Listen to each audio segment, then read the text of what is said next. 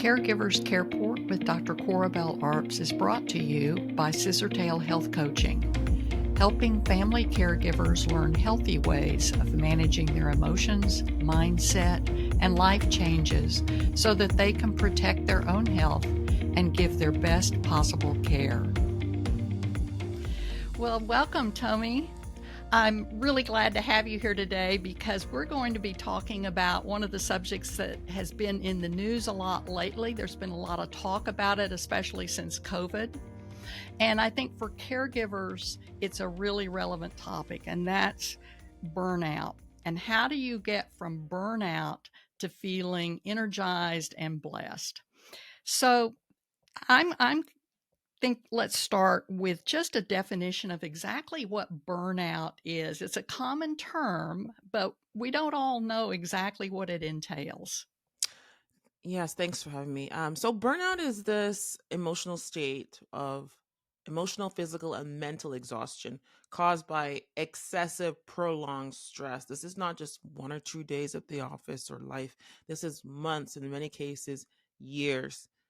And oftentimes, it's traditionally thought about being seen in the workplace context, but it's so much more.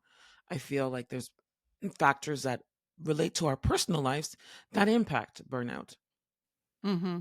And that's really interesting that you stress that it can take place over a long period of time, because I think for caregivers that are caregiving for months or even years, and in some cases even decades, um, it's something to be very aware of.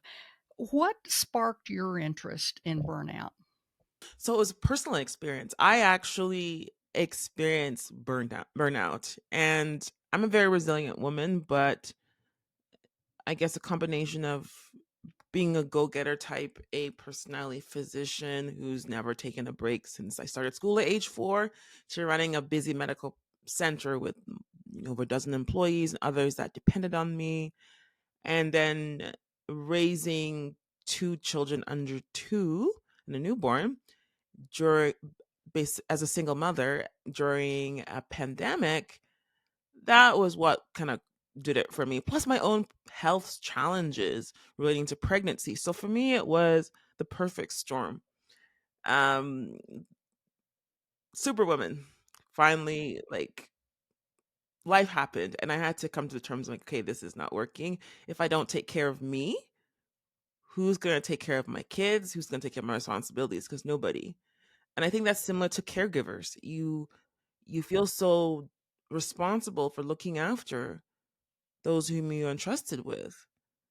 Yeah, you really had a triple whammy Oh, at it was work, it, as a mother, and then with your own health. Really, it was a quadruple yeah, and then whammy the because then COVID. global pandemic that didn't Mhm. help. I Yeah, didn't know at all.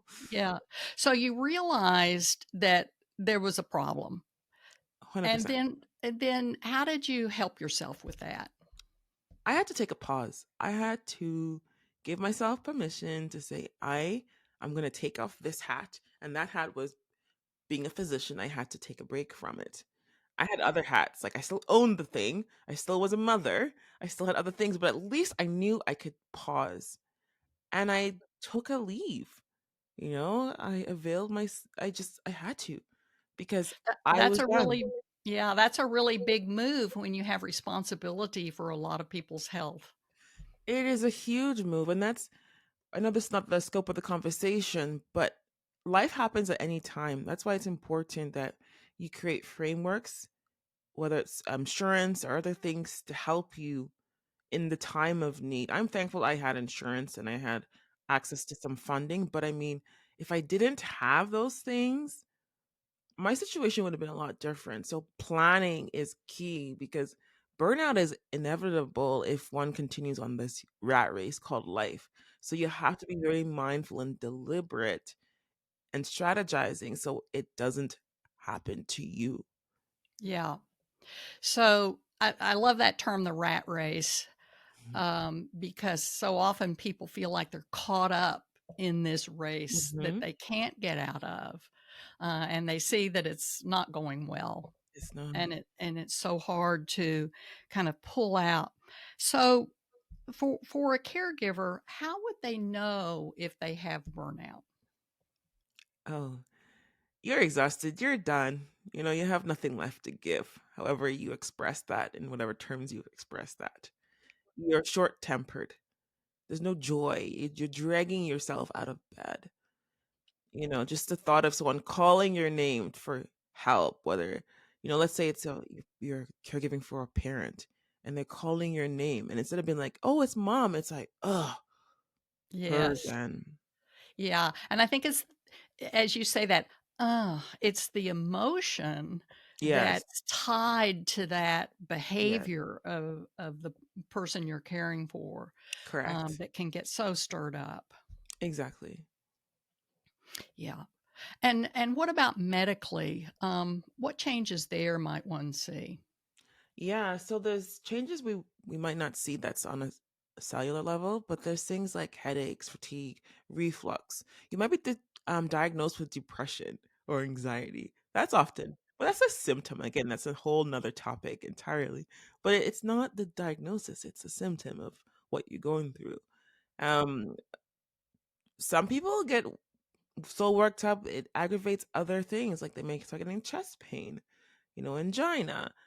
Some major things pop up. They have end up with like heart attacks or cancer diagnosis, the extreme case of prolonged perpetual stress, which haven't been balanced with self-care, monitoring, all those good lifestyle choices, right? And plus we have the unknown factor of stuff just happens and we don't know why, right? Right. Stuff And happens. Yeah. yeah, and you're talking about a lot of medical symptoms that a person might experience, and of course, you're a trained family practice physician. How how well do you think those physical complaints are really considered by most family practice Oh, physicians? I unfortunately, the majority, a lot are either too busy or perhaps they're focused on one problem to realize that these problems are connected, right? So it's we need to change the way we do medicine, the way we approach people. We're not in little boxes. We're connected. We're fluid, and sadly, a lot of people don't get the care they need, or if they don't have regular insurance to pay for it, or that consistent practitioner who is in their side, who's on their side, who's working for them, who's helping them, who's supporting them, who's modeling great examples for them. Mhm. It's an So those uphill battle. yeah, those are certainly challenges, that physicians face that then, affect care, when we go to see our physicians. So Yeah. what I'm curious, what suggestions would you give to those of us who start seeing a lot of these symptoms of burnout and think, I'm done, I need help? They go to their family physician. How can they best present the problem so that the family physician really hears what it is and can respond on target? Yeah. So the family physician has to fill a form to take them off work, to give them a break. And there's medical jargon that needs to be used. And that's just a framework that we have to use. But understanding what is really going on, right? Understanding that there is a multifaceted approach to this patient's recovery. There's some psychotherapy, there's some counseling, there's some coaching, however that might look. There's lifestyle choices, there's boundary settings. And this can be hard for a physician who hasn't had boundaries for their own life. So, what are they going to give if they don't even practice these things? They're not going to have these conversations, right?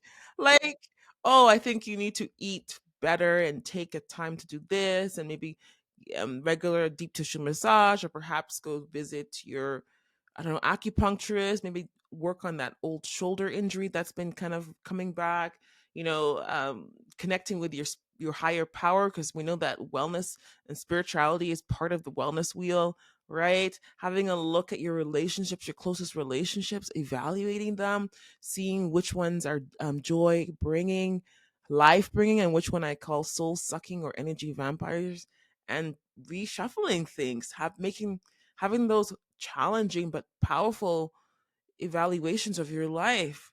Like, people don't talk like that. Doctors don't talk like that. I wasn't trained to talk like that. However, I learned to talk like that because I had to find self compassion for myself. And I realized my family doctor wasn't doing this for me. And then I went on this journey of discovery with coaching when I took my pause and learning and just thinking there has to be more than this medical model, because many of my patients were coming to me burnt out, exhausted. And again, when you dig deep, I use my 3-step framework and kind of figure out what's going on. And I'm like, wow, Mm-hmm. it's all the same. Yes. And I think people don't always understand that family physicians are not really don't have the structure within their practice to provide all those things, that there need to Yeah. be referrals to other people who specialize in those kind of interventions. And Yes. so it might be really helpful for caregivers when they go to their family physician, I think, to say, I need help with. Yes, you have to be directed. You have to basically give them Yes. a roadmap. I love that. You have to, Yes. because if you just say, I'm this, you might end up with a pill. Mhm. Or it being translated into the root cause is medical rather than the root cause is stress or the root It's cause mental. is yeah. It's her in our mind, our emotions, and the interplay of past experiencing impacting our present self. Mhm. Yeah. So, you mentioned, coaching. Yes, So tell me what you're a coach, correct. and tell me what your approach is for someone who's suffering from burnout. My first approach is just to listen. What's going on? All right, and then to figure out what is it that they want. Ask them, what's the life you want? And then we figure out a roadmap to go from A to B and a time frame to do it. Yeah, And and I so, love that question, "What do you want?" yeah, what do you want? So empowering. Exactly. So many things that think we may think to be so impossible. Majority of my clients, they're achieving those in a short amount of time, and then they realize what they thought they wanted. There's so much more. That was just the beginning, and then they like, That they go wow, another layer deeper. yeah, and it's beautiful, so beautiful. Mhm. And in coaching, when coaches talk about many areas of their life experience and how all of those areas need to be tuned up and Yes, working well, yes. tell us about that.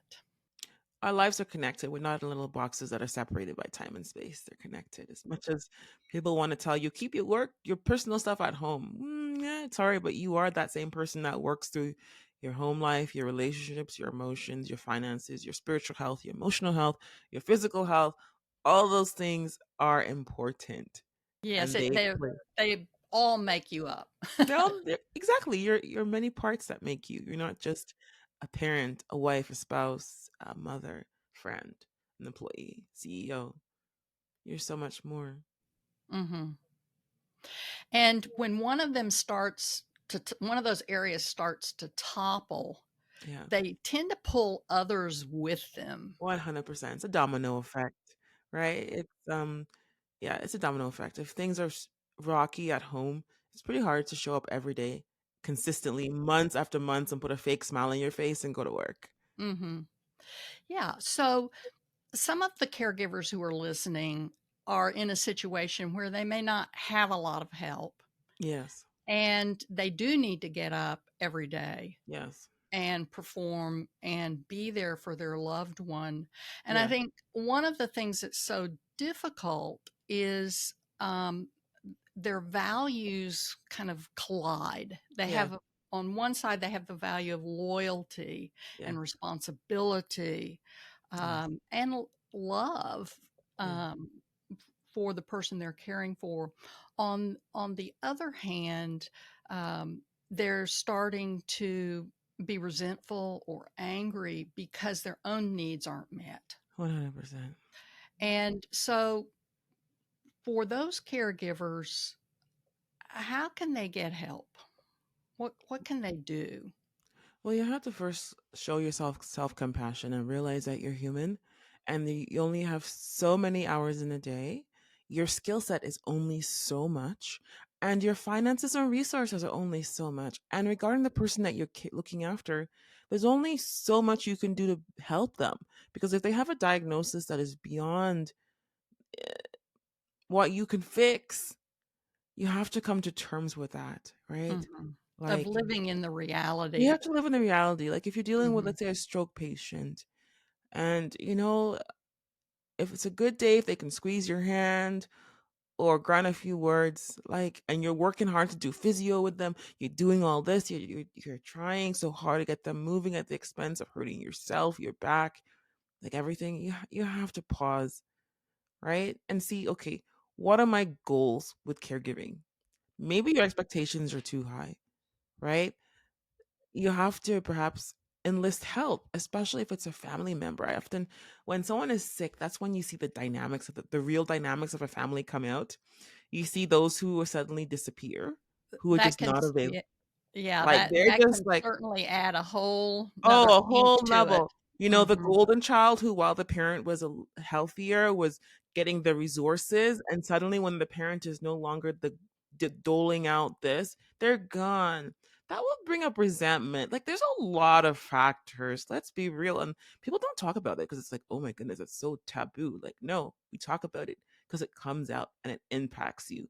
So, setting clear expectations with others who are around, even if they're far away, maybe they can give up a week every 3 to 6 months to come and spend time with a loved one so you can go and have a break. But it's really having those conversations and finding someone who can be an ally. It could be a health professional, it could be the assistant that comes in, somebody, a friend who can help give you courage to have those conversations and keep you accountable. Mhm. And, let's talk a little bit about the guilt that Mm, caregivers feel when they do yes, ask for help, yes. or the resentment of if they ask for help, like from a sibling, um, and don't get it. That's a hard one. So guilt is real. However, some of this guilt is really unfounded. It's what we put on ourselves because we have these high expectations. And just because you have high expectations for your life and the life of others, and the situation that you're in is not panning out how you want, does not make you less of a person, less of a kind, loving human being. You are human. And remember that this person that you're looking after is one part of your life and your responsibilities.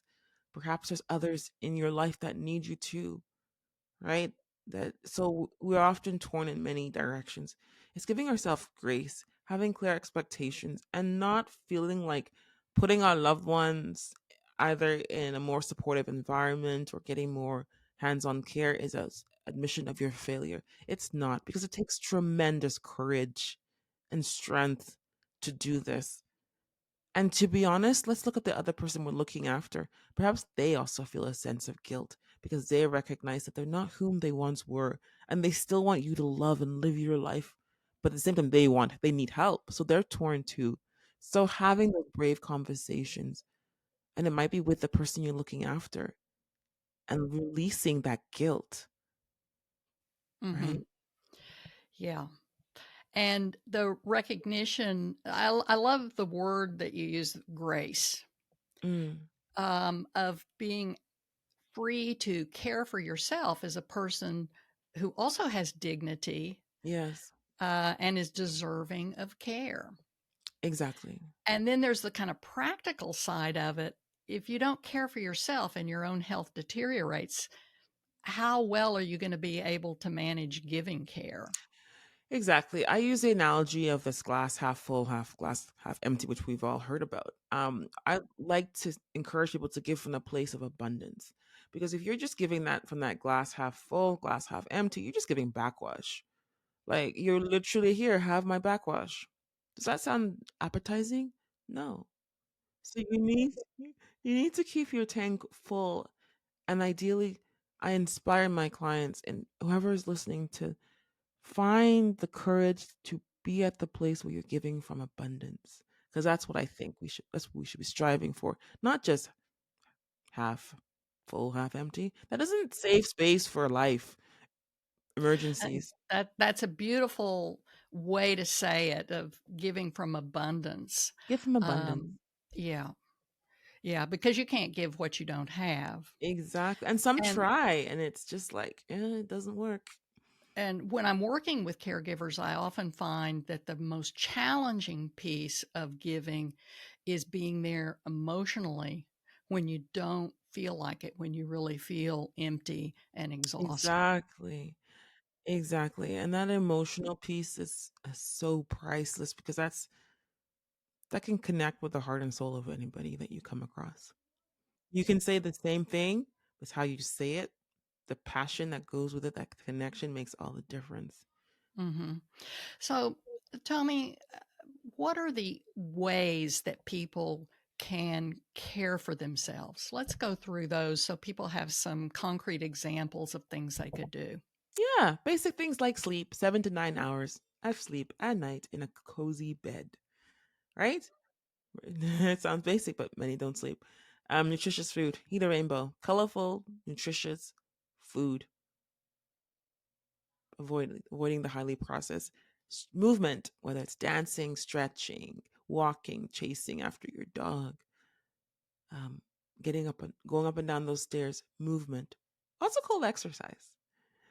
Um, Having activities that fill you up, that fill your soul, that bring you joy.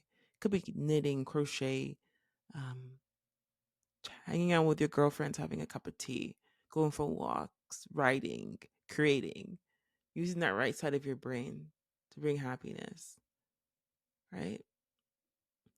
And then being mindful of those energy vampires, those things that suck your energy, because that's part of life. Just going out and driving and ton of traffic, or there's a car accident, that's energy draining.